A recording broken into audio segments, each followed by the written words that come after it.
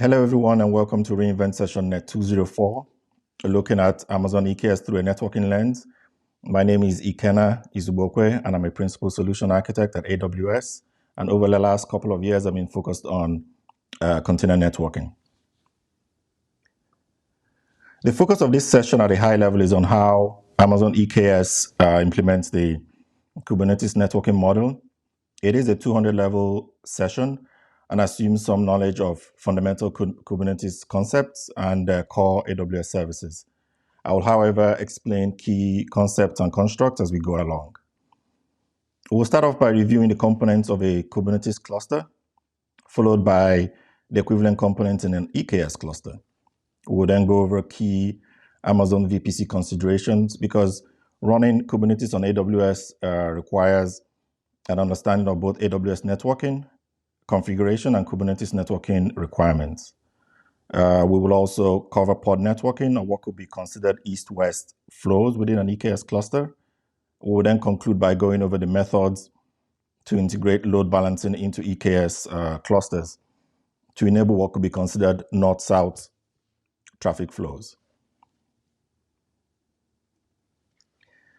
In our very first section here, we'll review the Kubernetes networking model deployed within clusters, and we'll build upon this in subsequent sections. So the Kubernetes networking model focuses on these distinct networking problem areas. The first two areas of pod-to-pod networking, pod-to-pod and pod-to-service communications can be equated to east-west traffic patterns within a cluster. A pod is made up of one or more containers, while a Kubernetes service is an abstraction which defines a logical set of pods and a policy by which to access them. The third area focuses on enabling external traffic to ingress or access services deployed within an EKS, within a Kubernetes cluster. External to service communications will be covered in depth within the section focused on AWS ELB integration and essentially enables north-south traffic patterns. In Kubernetes, it's important to know that every pod gets its own IP address. It implements an IP per pod model and can be treated very similar to a VM or a physical host from a networking perspective. So this is a schematic of a Kubernetes cluster, which includes the components most relevant to networking. We described what a pod is earlier as made up of one or more containers. And here, the kubelet is an agent or a node daemon that runs on each node in the Kubernetes cluster. And it makes sure that containers are running in a pod. As we'll see later, kubelet calls the Amazon CNI while bringing up new pods and assigning IP addresses. We'll describe this process in more detail within the pod networking section. Another key networking component is kubeproxy, which is a network proxy that runs on each node in a Kubernetes cluster. And it maintains the rules on nodes that allow network communication to pods from inside or outside the cluster. All three are deployed on worker nodes, as well as the new AWS load balancer controller, which we'll describe later. The kube controller manager, which is a control plane component, deploys classic and network load balancers in instance mode. We'll describe this process also in more detail as within the load balancer integration section.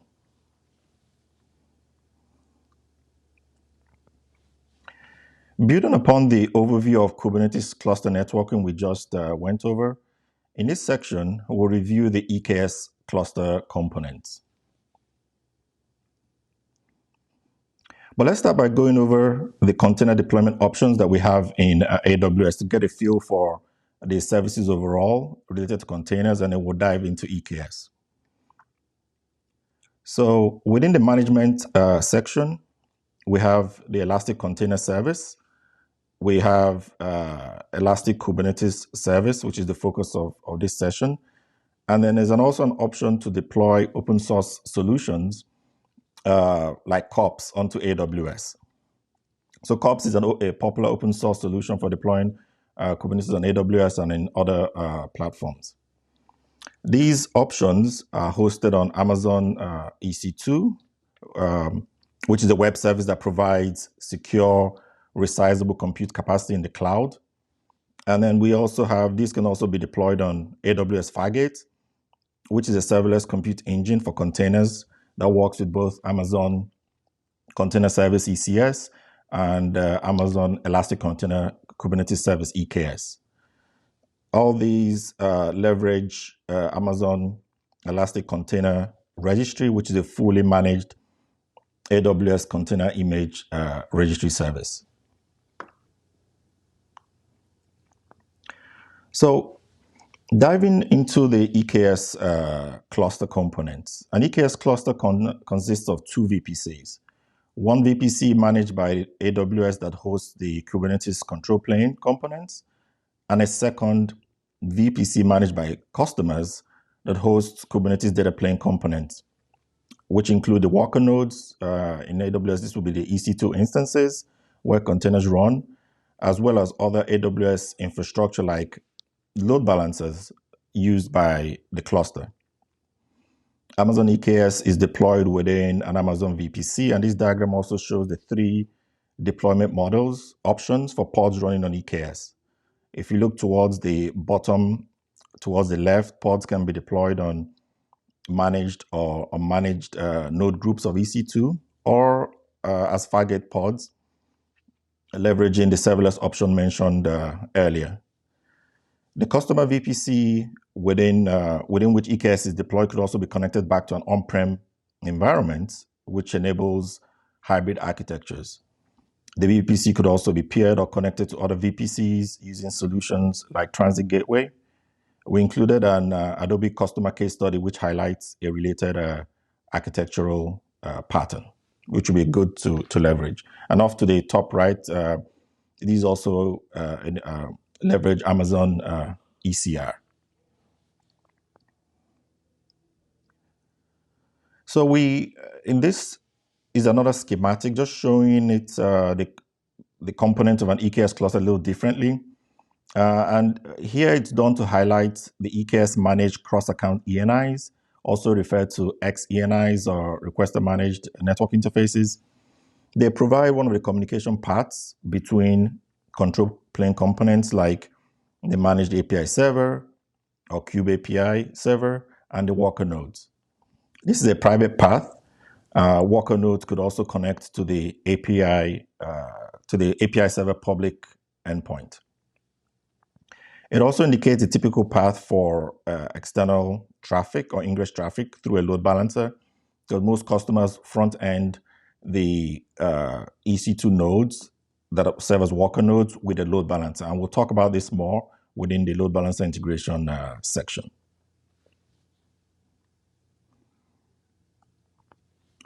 So running Kubernetes on AWS requires an understanding of both AWS VPC configuration and Kubernetes networking requirements. So in this section, we'll be focused on what are the key networking considerations that cluster operators should know when deploying EKS. In this section, we're going to build upon some of the concepts reviewed earlier with respect to EKS being deployed in a VPC. We'll also provide prescriptive guidance as some key best practices for, as we mentioned, for cluster operators. So running Kubernetes on AWS requires an understanding of both AWS VP networking consideration and Kubernetes networking requirements, which is why within this section on VPC networking considerations, we're going to build upon some of the concepts reviewed earlier with respect to EKS being deployed in a VPC. We'll also provide prescriptive guidance and some key best practices for EKS cluster operators. One of the most important considerations to note is the EC2 instance type, as this ultimately determines the IP address density available for pod assignment. The number of network interfaces and IP addresses per network interface available for an instance depends on the instance type. Larger instances support more network interfaces and IP addresses per network interface, or commonly refers to as ENIs. For example, a T2 micro EC2 instance can have a maximum of 2 network interfaces and a maximum of 2 IP addresses per interface. But a larger instance, like the T3 large, can have 3 network interfaces and a maximum of 12 IP addresses per interface. We'll show later a formula and a resource to easily obtain the maximum number of pods supported by each instance type. EKS would integrate with an upcoming EC2 feature that would enable attachment of IP prefixes to EC2 ENIs. So this would increase the pod density available for smaller EC2 instance types.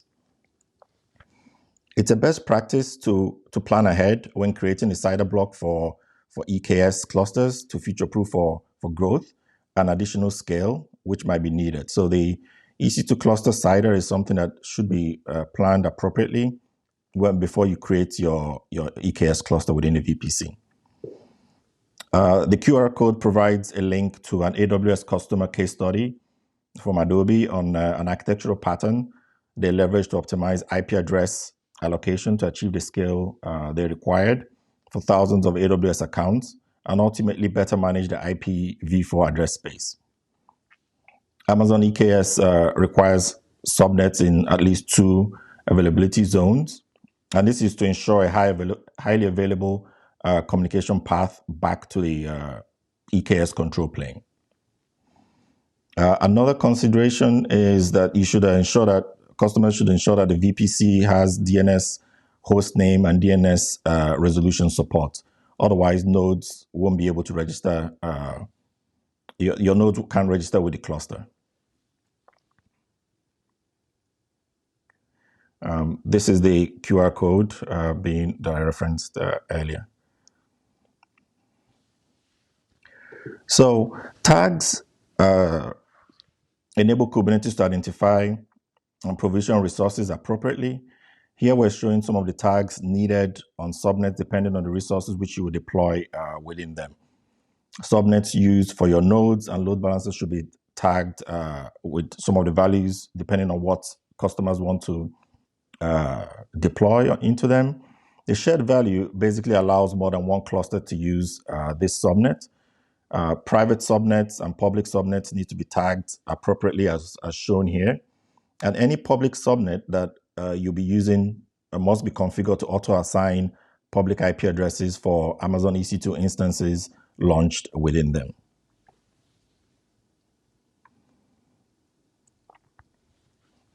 Another key consideration which customers run into a lot is when traffic from a pod is destined for an address outside the VPC. So in this scenario, the Amazon VPC CNI, which implements the Kubernetes networking model and would go into it in more depth later on in the session, will translate the private IP address of each pod to the primary private IP address assigned to the primary network interface of the Amazon EC2 node that the pod is running on. In this case, source network address translation is necessary, SNAT, because the Internet Gateway or IGW can only translate between the primary private IP address and the public, or also referred to as elastic IP address, assigned to the primary ENI or primary network interface of the Amazon EC2 node that pods are running on. In this scenario, the CNI configuration variable, which I'll show is a table of the key ones. The configuration variable setting for external source NATs is set to false, which is the default value.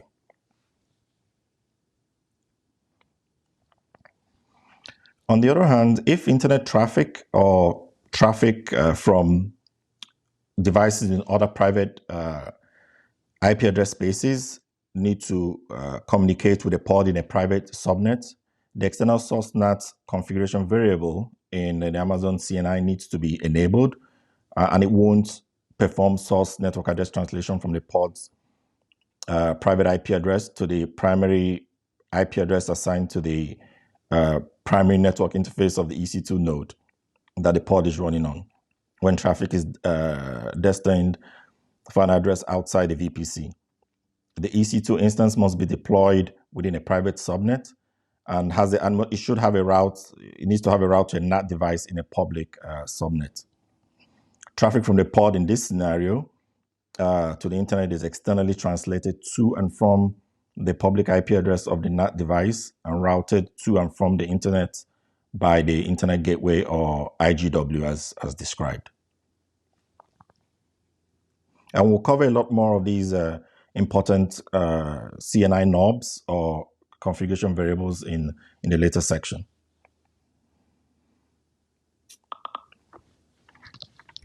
In this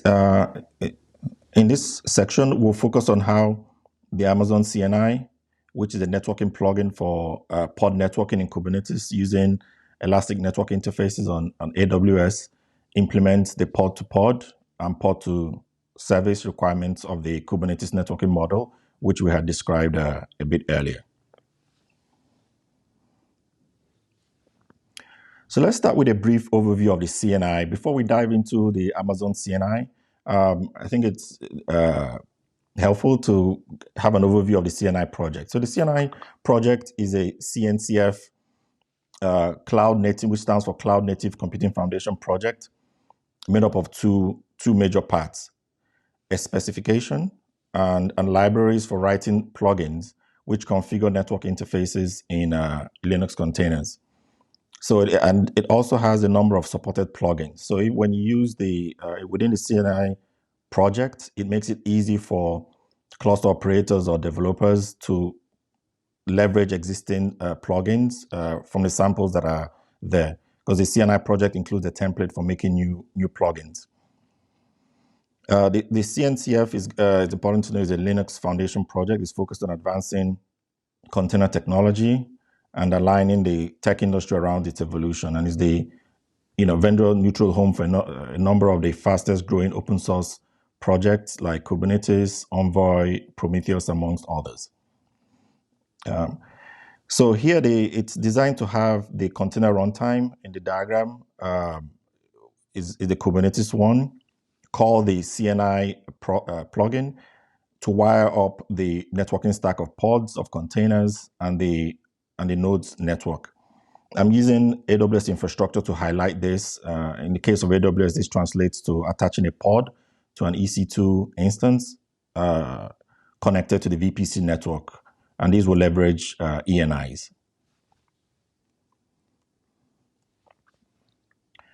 Now going into the Amazon CNI, the control plane is made up of two major parts, which is important to know. The CNI plugin, which wires up the host and pod network stack when called by kubelets, which we described earlier. Kubelet is a node daemon. It runs on all the worker nodes.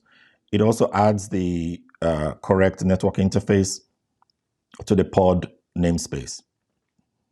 The LPAM is node local IP address management daemon is the other component, and it assigns IP addresses to pods and maintains a warm pool of available IP addresses.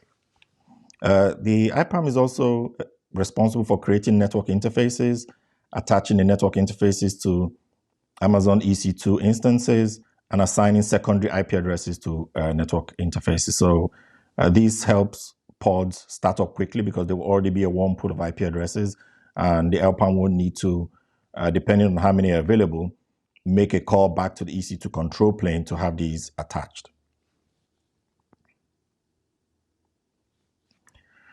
Here we're showing how the Amazon CNI enables pods to be first-class citizens, because the data plane is provided within Amazon VPC. It has full layer 3 routing capabilities.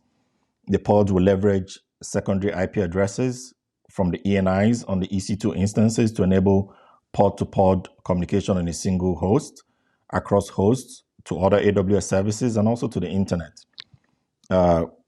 It's also possible customers use this a lot for communication to on-prem communication infrastructure. So the CNI was designed from the ground up to work very similar to an EC2 instance from a routing capability perspective.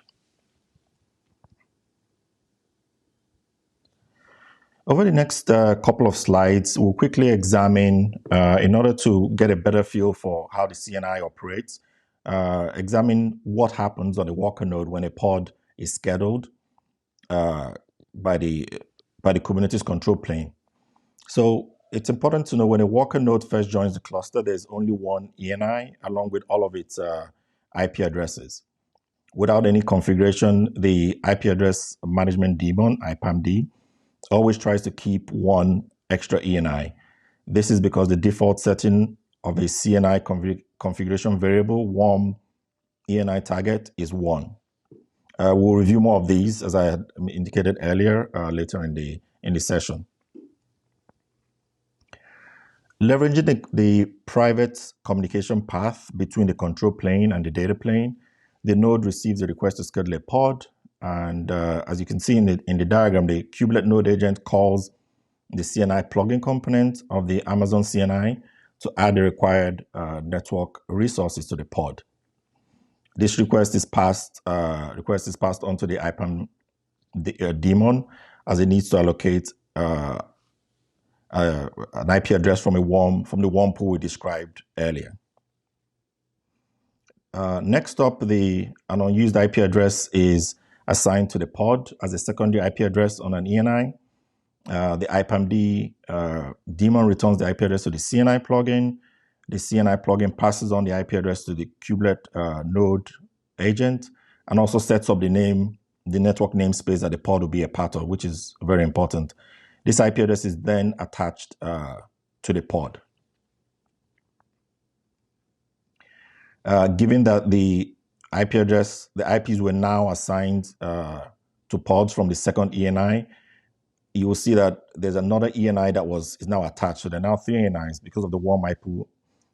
Because the default setting of warm ENI target is 1, the IPAMD daemon will make an IP API call to the EC2 control plane to attach an additional ENI and allocate all of its supported secondary IP addresses. IPAM adds these IPs to the warm pool, and as this fast startup is very essential for a lot of applications that can tolerate a lot of latency. So there'll be, to ensure fast pod startup when the available IPs on ETH1 are exhausted, and pods need to be allocated IPs from ETH2, which is the third ENI on the EC2 instance described.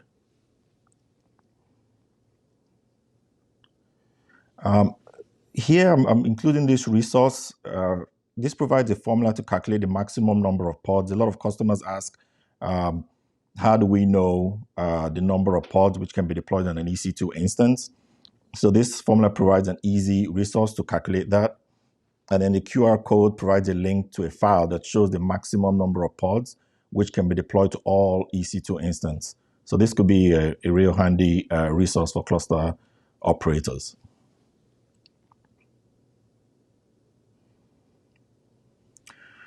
Some additional CNI features, which I'll go over, they're important to know is, I'll start with custom networking.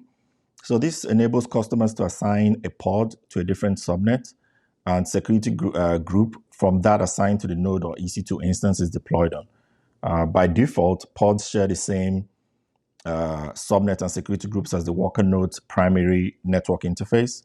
And so one of the benefits of custom networking is allowing customers to expand the available IP address space, as well as to use a different security group for pods than that assigned to the EC2 instance is deployed on, which might be necessary depending on the workload being leveraged.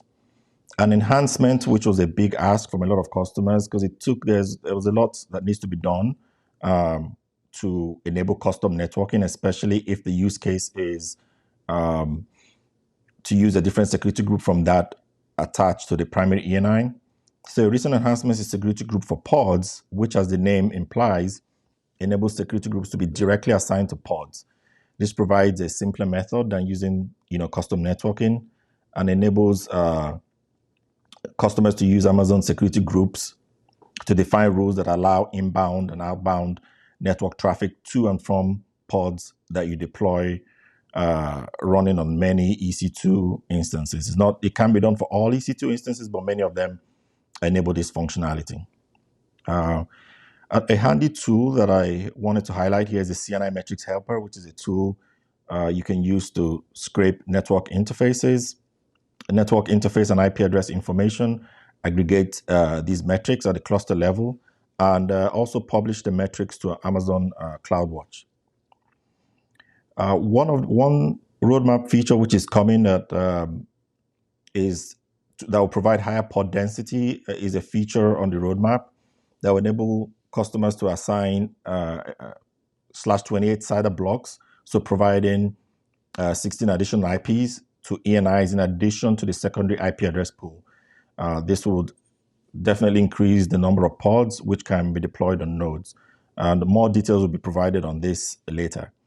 This would also mitigate EC2 API throttling issue that can occur in the CNI, as it would lead to fewer API calls being needed to be made to the EC2 control plane.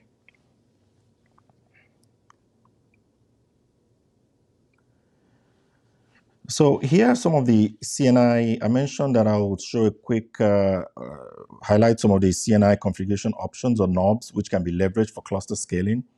And these are all optional.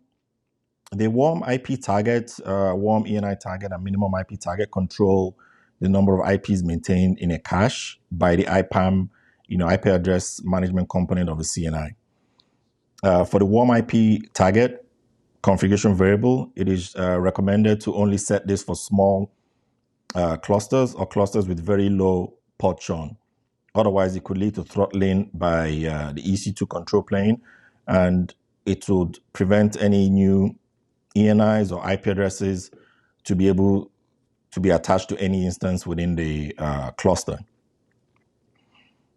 Warm ENI targets, it's recommended to leverage this for large clusters instead, or clusters with high pod churn. The minimum IP target sets a floor, and it's recommended to use this. It's recommended for this to be slightly higher than the expected number of pods that you plan to run on each node.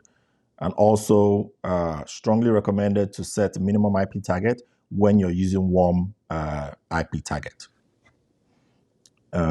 So the max ENI limits the number of the maximum numbers, but it's limited by that supported by the EC2 instance. We had mentioned that each EC2 instance supports a maximum number of ENIs.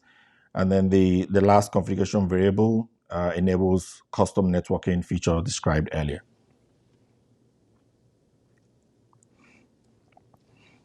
The Amazon VPC CNI might not meet the requirements of all use cases, and AWS recognizes that. So Amazon EKS maintains a network of partners that offer alternative CNI solutions with commercial support options. And more details on this is provided in the EKS documentation for if you want to leverage these alternate compatible CNI plugins. In this section on integrating the elastic load balancers, we're going to focus on, so we've talked about pod networking, which is pod-to-pod and pod-to-service networking, which is enabled by the CNI.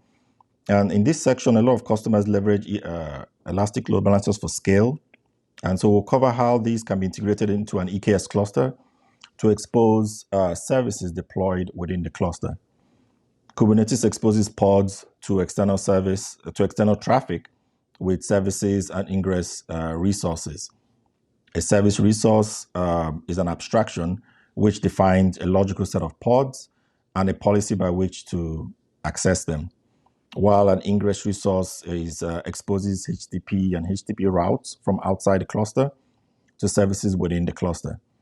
With ingress, the traffic routing is controlled by rules defined on the ingress resource. And when you have an ingress resource and an ingress controller, it will be responsible for fulfilling the things defined within the ingress, usually with a load balancer, usually with a elastic load balancer. In the case of AWS. So one of the methods for integrating an elastic load balancer into EKS is by creating a service resource where the service type is set to load balancer. Creating this service resource type in AWS results in the Kubernetes cloud controller automatically provisioning a classic or network load balancer. And this will be in instance mode. And I'll talk about the modes in a bit. A classic load balancer, which is one of the elastic load balancer types. There's the network load balancer that can be used, the classic load balancer, and the application load balancer. So a classic will be provisioned by default, but a network load balancer with the appropriate annotation in the configuration file will be deployed.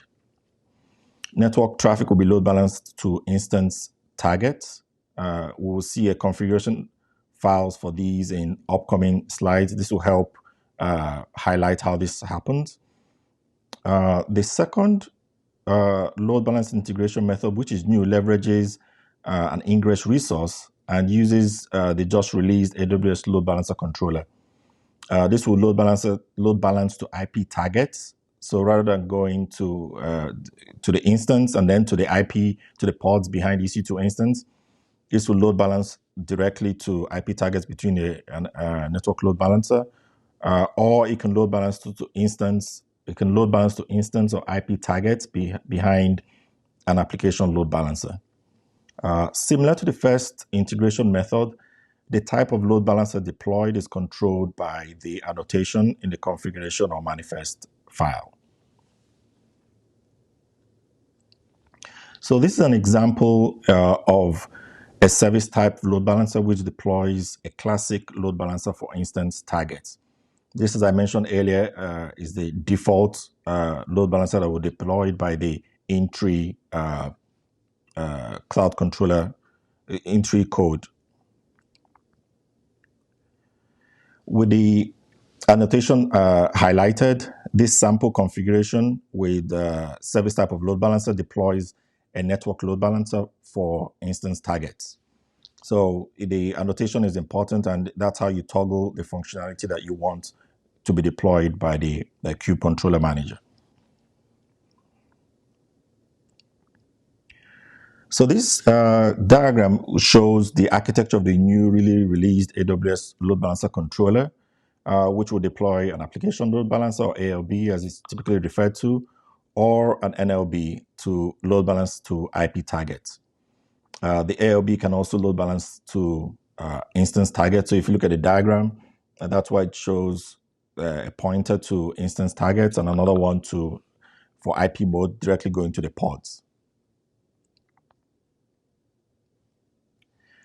In this configuration file, this shows a service type load balancer for network load balancing, which will be deployed by the AWS load balancer controller.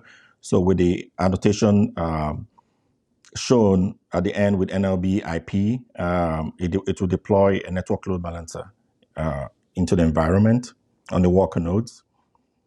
And for ingress, if you need an application load balancer deployed, this configuration shows how you can deploy an elastic, an application load balancer, which would send traffic load balance to instance targets, while the next one for reference would would load balance traffic to IP targets.